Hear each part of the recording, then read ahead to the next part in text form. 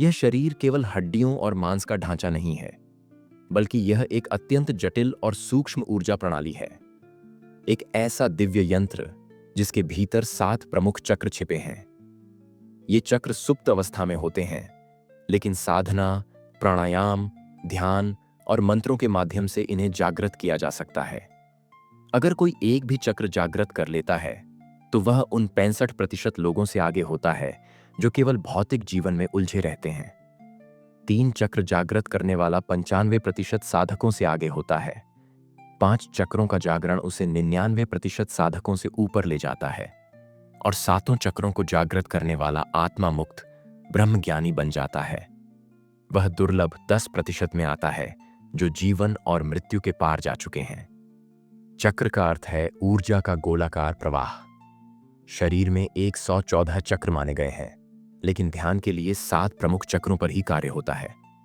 ये चक्र सूक्ष्म शरीर में होते हैं, पर इनका प्रभाव मन, शरीर और आत्मा तीनों पर पड़ता है।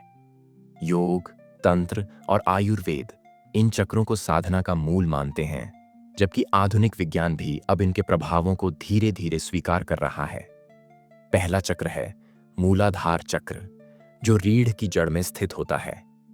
इसे रूट चक्र भी कहते हैं, क्योंकि यह संपूर्ण ऊर्जा व्यवस्था की नींव है।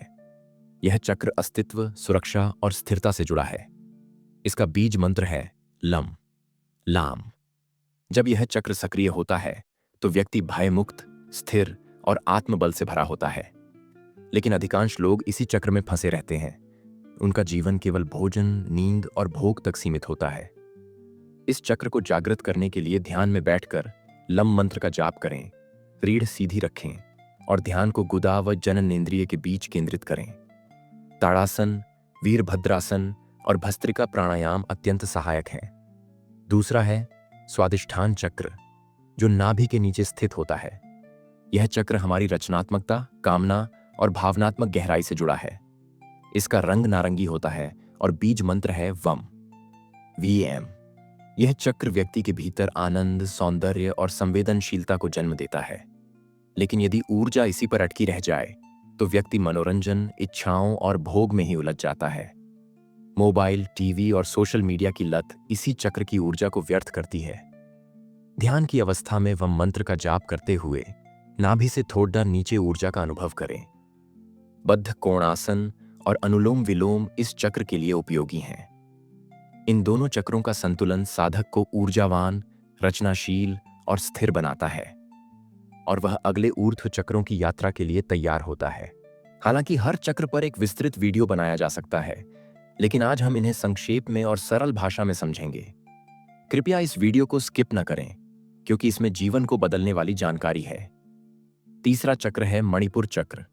यह नाभि के पीछे स्थित होता है और इसका तत्व अग्नि है। इसकी 10 पंखुड़ियां होती हैं और बीज मंत्र है रन। ध्यान करते समय नाभि क्षेत्र में ऊर्जा केंद्रित करें और रन मंत्र का उच्चारण करें। इस चक्र को जागृत करने के लिए धनुरासन, त्रिकोणासन और प्राणायाम जैसे कपालभाति व उज्जाई उपयोगी हैं। इसके जागरण से आत्मबल, आत्मविश्वास और कार्यक्षमता बढ़ती है।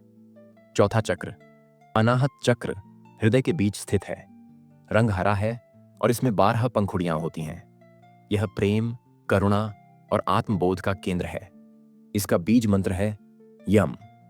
हृदय पर ध्यान केंद्रित करके विशेषकर रात्रि में ध्यान करना लाभकारी है। आसनों में भुजंगासन, गोमुखासन और प्राणायाम जैसे अनुलोम विलोम सहायक हैं। इस चक्र के जागरण से व्यक्ति निःस्वार्थ प्रेम, संवेदनशीलता और सेवा की भावना से भर जाता है। पांचवां चक्र विशुद्ध चक्र गले में स्थित है। इसका तत्व आकाश और बीज मंत्र है हम। ध्यान के समय गले में नीली रोशनी की कल्पना करें और हम मंत्र का जाप करें। सर्वांगासन, मत्स्यासन और भ्रामरी प्राणायाम इसके लिए लाभकारी हैं। इस चक्र के जागरण से व्यक्ति को 16 कलाओं का ज्ञान होता है और उसकी वाणी में दिव्यता आ जाती है। छठा चक्र आज्ञा चक्र दोनों भौहों के बीच स्थित होता है और इसे तीसरी आंख कहा जाता है।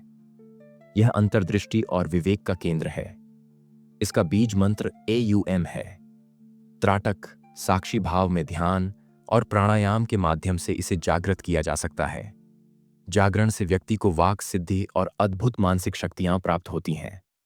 सातवां चक्र सहस्रार चक्र सिर के मध्य में होता है। यह ब्रह्म से मिलन का द्वार है। इसका बीज मंत्र भी AUM है, पर यह पूर्ण समर्पण, तपस्या और सातों चक्रों के संतुलन से ही जागृत होता है।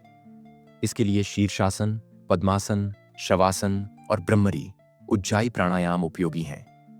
जागरण से मोक्ष, ब्रह्म ज्ञान और आनंद की अनुभूति होती है। सावधानियां हों, चक्रों को क्रम अनुसार संतुलन में लाएं, सात्विक आहार लें, ब्रह्मचर्य का पालन करें और अनुभवी गुरु का मार्गदर्शन लें। अगर आप चाहते हैं कि हर चक्र पर विस्तार से वीडियो बने तो चक्र कमेंट में लिखें। अगर वीडियो उपयोगी लगी हो तो लाइक करें, शेयर करें और वास्तु माइंड को सब्सक्राइब करें।